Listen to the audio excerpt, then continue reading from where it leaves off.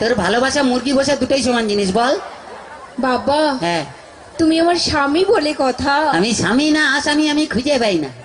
আচ্ছা সব বাদ দাও, হ্যাঁ। বলছি শোনো না জানু, হ্যাঁ। আমার না ভীষণ একটা শখ হয়েছে। কি দেবে তো? বল না দি। বলছি কি, হ্যাঁ। আমি না একটা না কুকুর পুষবো। কুত্তা? হ্যাঁ।